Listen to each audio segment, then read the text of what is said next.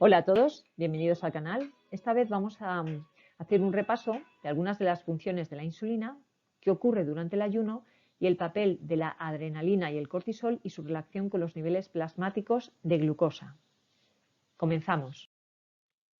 Bueno, ya sabemos que la concentración de glucosa en sangre debe de mantenerse de forma constante dentro de unos valores que permitan la homeostasis, es decir, no pueden superar o no deberían de superar ni estar por debajo de unos niveles dentro de un rango fisiológico. Para mantener la concentración de glucosa dentro del rango fisiológico intervienen hormonas como la insulina y el glucagón, pero tampoco podemos olvidar la importancia que tienen otras sustancias como la adrenalina y el cortisol, que actúan sobre diferentes tejidos y órganos, especialmente hígado, tejido adiposo y muscular. Tras la ingesta de alimentos, los nutrientes pasan a sangre y de aquí llegan a hígado. Cuando la comida es especialmente rica en glúcidos, la concentración de glucosa en sangre sube. Entonces deben activarse mecanismos que permitan que esa subida de glucosa vuelva a valores normales. Dentro de estos mecanismos se encuentra un aumento en la secreción de insulina que se secretan por parte de las células beta del páncreas, y además de este aumento de insulina lo que ocurre es un descenso en la secreción de glucagón por parte del páncreas.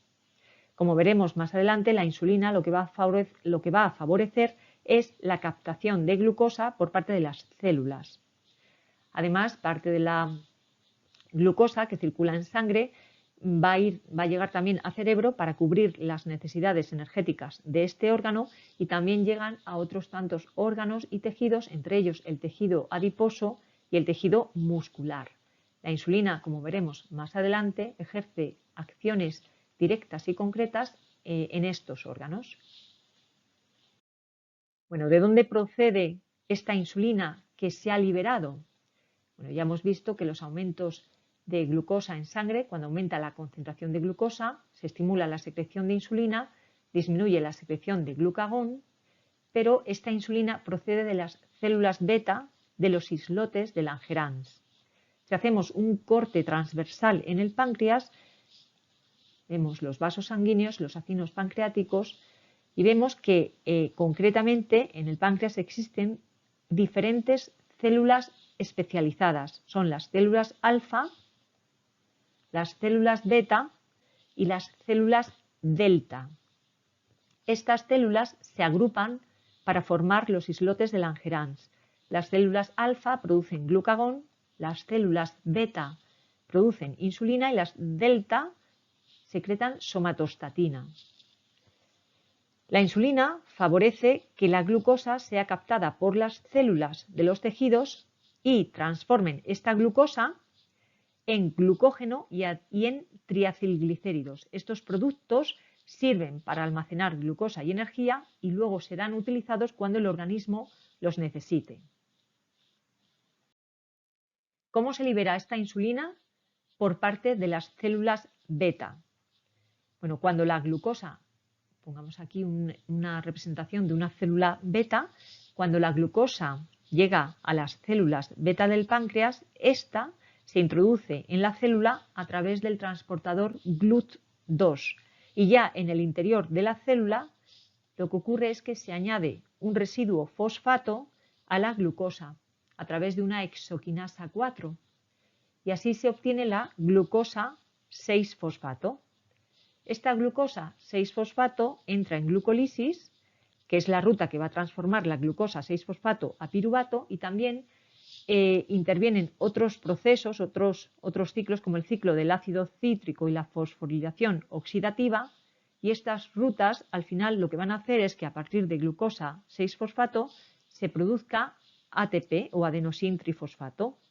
Este aumento de ATP hace que los canales de potasio regulados por ATP se cierren. Esto lo que va a hacer es disminuir la salida de potasio. Y a su vez, lo que se favorece es que la membrana celular se despolarice e induzca la apertura de los canales de calcio dependientes de voltaje. Por tanto, el calcio va a entrar en la célula y esto va a favorecer la salida de insulina de la célula. Hay que tener en cuenta además que la liberación de insulina por parte de las células beta del páncreas no solo se regula por los niveles de glucosa 6-fosfato y de ATP, sino que también existen otros mecanismos que regulan la liberación de esta hormona, como por ejemplo el mecanismo del sistema o mediado por el sistema nervioso autónomo. Así, el sistema nervioso parasimpático lo que hace es estimular la liberación de insulina y el sistema nervioso simpático la inhibe. Todo este proceso permite mantener los valores sanguíneos de glucosa estables en un rango fisiológico. Bueno, la liberación de insulina hace, por tanto, tal como he comentado anteriormente, que esta glucosa entre en el interior de las células, particularmente en el tejido muscular adiposo y en el hígado. ¿Y qué ocurre cuando la glucosa se encuentra o entra dentro de las células? Bueno, lo primero que tiene lugar es que se incorpora un residuo fosfato en la molécula de glucosa y así se obtiene la glucosa 6-fosfato. Esta glucosa 6-fosfato se va a destinar a la formación de glucógeno y en este proceso interviene la glucógeno sintasa. Además, este mecanismo está regulado por insulina, ya que lo que hace la insulina es estimular este enzima, la glucógeno sintasa. Por el contrario, el enzima que se encarga en la degradación del glucógeno para generar glucosa, que es la glucógeno fosforilasa, es inhibida por insulina. Bueno, la insulina hay que recordar que es una hormona que promueve el almacenamiento y no el catabolismo, ¿vale? Y además, por tanto, va a intervenir en la formación de grasa. ¿Cómo lo hace? Bueno, pues va a promover la síntesis de ácidos grasos en el hígado que posteriormente van a ser transportados al tejido adiposo. ¿Cómo se sintetizan estos ácidos grasos en el hígado? Bueno, a partir de la glucosa 6-fosfato que hemos mencionado anteriormente, esta se va a oxidar a piruvato por acción de la insulina, a través de un proceso que se denomina glucólisis. Este piruvato se va a oxidar a acetilcoenzima A y también este mecanismo es activado por acción de la insulina. Parte de este acetilcoenzima A, concretamente el que no se ha oxidado para la obtención de energía, se va a destinar a la síntesis de ácidos grasos. Estos ácidos grasos van a ser transportados a tejido adiposo, pero ¿cómo se transportan estos ácidos grasos? Bueno, se transportan, en forma de triacilglicéridos dentro de unas lipoproteínas plasmáticas específicas que son las VLDL. Una vez que estos triacilglicéridos transportados con las VLDL llegan al tejido graso, lo que ocurre es que se liberan los ácidos grasos, pero por acción de la insulina, estos ácidos grasos se sintetizan a triacilglicéridos dentro de los adipocitos. Por tanto, la insulina lo que hace es estimular la síntesis de glucógeno y de triacilglicéridos a partir de glucosa. Además, hay que tener en cuenta que los aminoácidos que ingerimos en la dieta, cuando son excedentes, los aminoácidos son las estructuras pequeñas que componen las proteínas, cuando son excedentes estos aminoácidos van a pasar a piruvato y a acetilcoenzima A y estos también pueden ser utilizados como sustratos para la síntesis de ácidos grasos.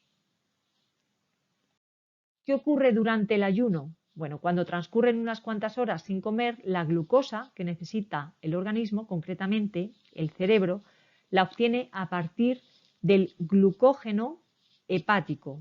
Este glucógeno hepático se degrada, se rompe, se degrada y lo que hace es liberar glucosa 1-fosfato que a su vez se transforma en glucosa 6-fosfato y posteriormente este va a pasar a glucosa. Esta glucosa libre pasa a sangre y a su vez las proteínas también se pueden romper, se pueden degradar en aminoácidos y además los triacilglicéridos del tejido adiposo también se degradan a glicerol. Por tanto, no solo tenemos fuente de glucosa a partir del glucógeno hepático, sino que también los aminoácidos y el glicerol pueden utilizarse para la síntesis de glucosa a través de un proceso que se llama gluconeogénesis. En el hígado, además, existe también la posibilidad de que se sinteticen cuerpos cetónicos. Estos cuerpos cetónicos se utilizan como combustible energético, especialmente cuando las concentraciones de glucosa son escasas. En este caso, los cuerpos cetónicos se convierten en la principal fuente de energía para el cerebro.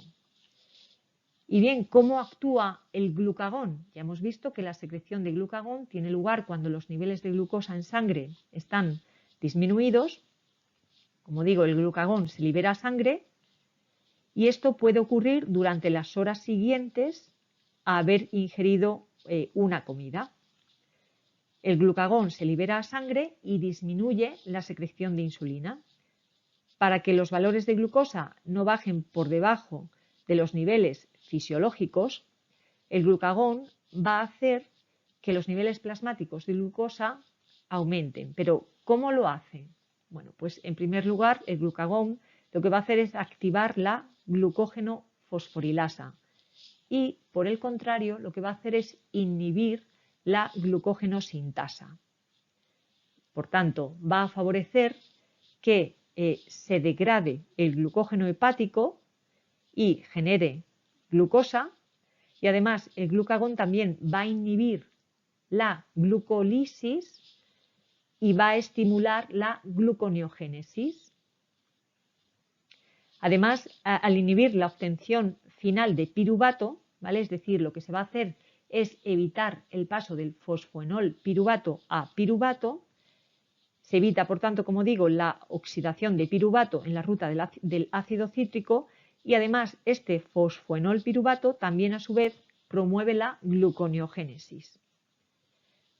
Por tanto, la inhibición de la glucólisis, el aumento de la gluconeogénesis por parte de los hepatocitos y la estimulación de la degradación del glucógeno hepático, todos estos mecanismos, que son los que promueve el glucagón, van a favorecer que la liberación de glucosa, que haya liberación de glucosa a sangre, ¿vale? Van a favorecer que se produzca glucosa y que ésta se libere a sangre para que puedan llegar a los tejidos que así lo necesiten. Además, hay que recordar que la adrenalina tiene unos efectos similares al glucagón. Bueno, por otro lado, y aunque el glucagón actúa mayoritariamente en el hígado, también puede actuar sobre tejido adiposo y, al igual que la adrenalina, también puede favorecer la degradación de los triacilglicéridos.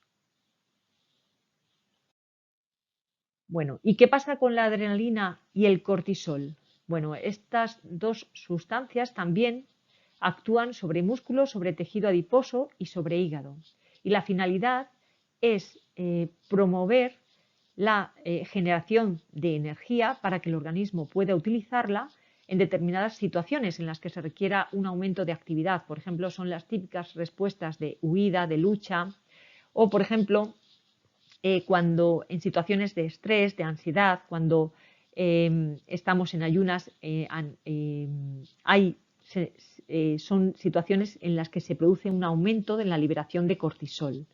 En el caso de la adrenalina, lo que va a hacer es favorecer la degradación del glucógeno hepático y la liberación de glucosa a sangre, ¿vale? Y esta puede ser aprovechado por el músculo. Además, la adrenalina también actúa sobre el glucógeno muscular, ya que lo que va a favorecer es la formación, la producción de lactato y de ATP. Y también actúa en tejido adiposo movilizando grasas. Por su parte, la adrenalina favorece la liberación de glucagón y, por el contrario, inhibe la secreción de insulina. ¿Y qué pasa con el cortisol? Bueno, ya sabemos que el cortisol se libera por la corteza suprarrenal en determinadas situaciones, por ejemplo, en ayuno, como hemos mencionado antes, en infecciones, en hemorragias, en situaciones de estrés, ansiedad, etc. Una vez que se libera el cortisol, Este puede actuar sobre tejido adiposo y lo que va a favorecer es la liberación de los ácidos grasos a partir de los triacilglicéridos, es decir, favorece la movilización de grasas. ¿Y qué pasa en tejido muscular? Pues también en tejido muscular el cortisol lo que va a hacer es promover la degradación de las proteínas en los aminoácidos y estos serán sustratos para la gluconeogénesis en el hígado, es decir, para que se sintetice glucosa. Pues gracias por ver el vídeo. Si te ha gustado, no olvides suscribirte y darle a la campanita. Házmelo saber en comentarios. Hasta la próxima.